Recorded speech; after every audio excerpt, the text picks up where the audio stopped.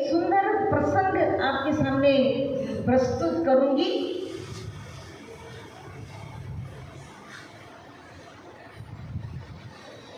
पांडवों को विभाजन में खांडव प्रस्थ मिला। उस खांडव प्रस्थ को भगवान श्री कृष्ण की सहायता से पांडवों ने मेहनत करके उसे इंद्रप्रस्थ बनाया। और अब इंद्रप्रस्थ में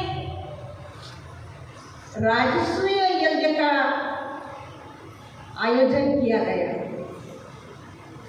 और उसी समय भगवान श्री कृष्ण ने भौमासुर को मारकर 16,100 राजकुमारियों से विवाह किया।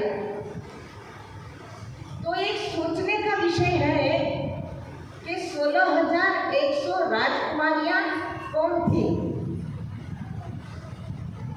तो शास्त्र ये कहता है कि वेद हमारा भेद है, वेदन में हम नहीं। भगवान कहते हैं कि वेदों में ईश्वर को जानने का भेद लिखा है, लेकिन वेदों को पढ़ने से ईश्वर दर्शन नहीं होता।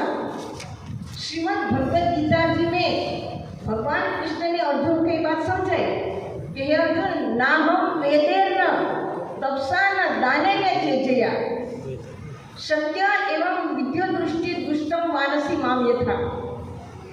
कि हे अर्जुन, मेरी प्राप्ति न वेदों को पढ़ने से, न यज्ञ हवन जप तप पूजा पाठ दान करने से मेरी प्राप्ति नहीं होती। एक अनन्य भक्ति से मेरी प्राप्ति होती है। अनन्य का अर्थ होता है किसी एक, जो शाश्वत सत्य है वो एक, उसमें कोई दूसरा नहीं। तो वेदों को पढ़ने से ईश्वर प्राप्ति नहीं होती।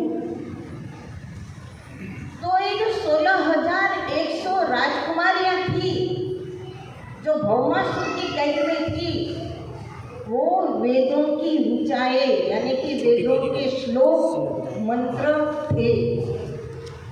श्लोकों को मंत्रों को पढ़ के रच के ऋषि मुनि थक गए, हार गए, लेकिन ईश्वर प्राप्ति नहीं हुई। तब उन श्लोकों ने, मंत्रों ने कन्या का रूप धारण किया और भगवान का आर्तनाद से उनका स्मरण किया। और वो 16,100 राजकुमारियां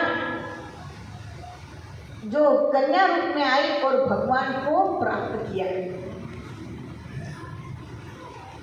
तो भगवान के पहले 8 विवाह हो चुके थे, फिर ये 16,100 राजकुमारियों को भौमासुर की कैद से भगवान ने जब मुक्त किया, तब वे कन्याएं कहती, प्रभु अब हम कहाँ जाए, क्योंकि इतने वर्षों से भौमासुर की कैद में थे और अब हम मुक्त हुए तो हमें कौन अपनाएगा। क्योंकि आपने सुना है कि सीता जी का हरण रावण ने किया, तो धोबी ने ताना मारा, क्योंकि धोबी की पत्नी एक रात्रि के लिए कहीं बाहर गई थी और जब दूसरे दिन घर में आई तो धोबी ने अपनी पत्नी को नहीं अपनाया कि तुम एक रात्रि कहीं बाहर रह कर आई, न जाने कहाँ गई होगी। तो धोबी ने ताना मारा कि मैं वो राम नहीं हूँ जो रावण की यहाँ सीता जी रह के आई, फिर भी उन्होंने सीता जी को अपनाया। तो कहने का मेरा भाव कि वो 16,100 राजकुमारियां भगवान से कहती है कि अब हम कहाँ जाए, हमें कौन अपनाएगा। न माता पिता अपनाएंगे, न कोई हमसे विवाह करेंगे, न समाज हमें अपनाएगा, तो हम कहाँ जाए। हे प्रभु, हम आपकी शरणागत है, आपने हमें मुक्त कराया, आपके सिवा हमारा संसार में और कोई नहीं है। या तो आप हमें अपनाओ या हम आपके चरणों में प्राण त्याग देंगे, क्योंकि दूसरा कोई इलाज नहीं है। और तब भगवान के साथ और तीसरे नंबर की पुत्रानी क्या नाम था? पहली रुक्मिणी, जाम्बुवंती, सत्यभामा। तो सत्यभामा एक नारी है, नारी का कष्ट समझती है, और सत्यभामा ने भगवान से आग्रह किया, प्रभु इनको अपनाओ।